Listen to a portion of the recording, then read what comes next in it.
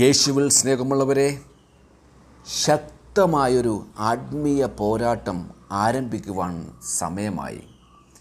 നെറ്റിയിൽ ചാരം പൂച്ചിക്കൊണ്ട് നമ്മൾ ഈ ആത്മീയ പോരാട്ടത്തിന് തുടക്കം കുറിക്കുന്നു.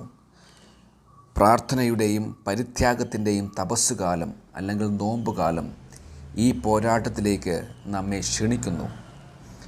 40 രാവും 40 പകലും മരുഭൂമിയിൽ പ്രാർത്ഥിച്ചും ഉപവസിച്ചും പൈശാചിക ശക്തികളുടെ എല്ലാ പ്രലോഭനങ്ങളെയും ശക്തമായി നേരിട്ട് തോൽപ്പിച്ച സർവശക്തനായ യേശുവാണ് നമ്മെ ഈ പോരാട്ടത്തിൽ സഹായിക്കുവാൻ നമ്മോടൊപ്പമുള്ളത്.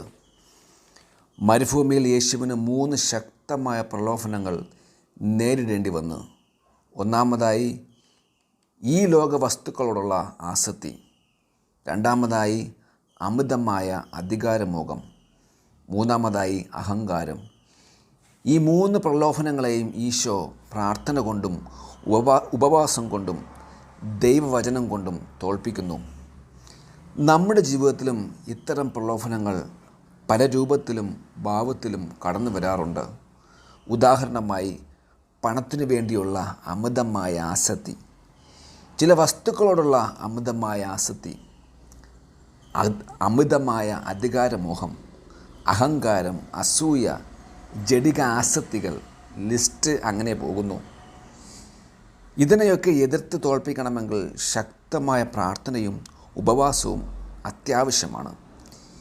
ഈ പോരാട്ടത്തിന് തയ്യാറായി ജീവിത നവീകരണവും മാറ്റവും ആഗ്രഹിക്കുന്നുവെങ്കിൽ യേശു തീർച്ചയായും നമ്മെ സഹായിക്കും. നോമ്പുകാല ആരംഭത്തിൽ കുർബാന മധ്യേ ചൊല്ലുന്ന ഒരു പ്രാർത്ഥന ഇങ്ങനെയാണ്: കർത്താവേ, വിശുദ്ധമായ ഉപവാസം വഴി ക്രിസ്തീയ പോരാട്ടത്തിൻ്റെ ഒരുക്കം ആരംഭിക്കുവാൻ ഞങ്ങളെ സഹായിക്കണമേ. അങ്ങനെ നാരകീയ ശക്തികൾക്കെതിരായി പോരാടുന്ന ഞങ്ങൾ ആത്മസംയമനത്തിൻ്റെ സഹായത്താൽ ശക്തരാകുമാറാകട്ടെ. തിരുസഭയിൽ നമ്മെ പഠിപ്പിക്കുന്നത് നോമ്പുകാലം ഒരു ആത്മീയ പോരാട്ടമാണ്. ആരോടാണ് നമ്മുടെ ഈ പോരാട്ടം? ഒന്നാമതായി ദൈവത്തിൽ നിന്നും നമ്മെ അകറ്റുന്ന നമ്മുടേതായ ജഡികമായ ചിന്തകളോട്. രണ്ടാമതായി ഈ ലോകത്തിലുള്ള ഏതെങ്കിലും വസ്തുക്കൾ ദൈവത്തോടുള്ള നമ്മുടെ താല്പര്യത്തിന് എതിരായി നിൽക്കുന്നുവെങ്കിൽ അതിനെതിരെയുള്ള പോരാട്ടം. മൂന്നാമതായി സഭ പഠിപ്പിക്കുന്നത് പൈശാചിക ശക്തികൾക്കെതിരെയുള്ള പോരാട്ടം. ഇതോടൊപ്പം ഈ നോമ്പുകാലം പ്രധാനമായും നമ്മെ 3 കാര്യങ്ങളിൽ ശ്രദ്ധ കേന്ദ്രീകരിക്കുവാൻ ക്ഷണിക്കുന്നു. ഒന്നാമതായി ദൈവത്തിങ്കലേക്ക് നമ്മുടെ ശ്രദ്ധയെ ദൃഢപ്പെടുത്തുക, ദൈവത്തെ നമ്മുടെ ശ്രദ്ധാ കേന്ദ്രമാക്കുക. രണ്ടാമതായി ദൈവത്തിൽ പൂർണ്ണമായി ആശ്രയിക്കുക.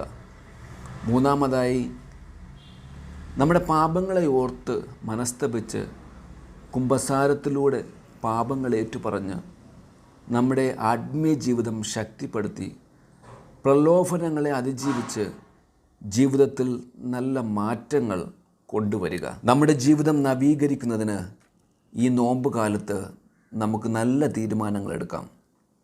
നമ്മുടെ ജീവിതത്തിൽ എവിടെയൊക്കെയാണ് മാറ്റങ്ങൾ ആവശ്യമുള്ളതെന്ന് നമുക്ക് പരിശോധിക്കാം.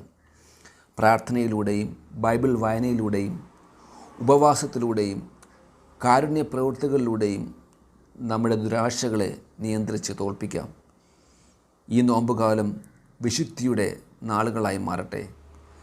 സങ്കീർത്തകനോടൊപ്പം നമുക്കും പ്രാർത്ഥിക്കാം. ദൈവമേ, അങ്ങയുടെ കാരുണ്യത്തിനൊത്ത് എന്നോട് ദയ തോന്നണമേ. അങ്ങയുടെ കാരുണ്യാരേഖത്തിനൊത്ത് എൻ്റെ അകൃത്യങ്ങൾ മായ്ച്ചു കളയണമേ. എൻ്റെ അകൃത്യം നിശേഷം കഴുകിക്കളയണമേ. എൻ്റെ പാപത്തിൽ നിന്നും എന്നെ ശുദ്ധീകരിക്കണമേ.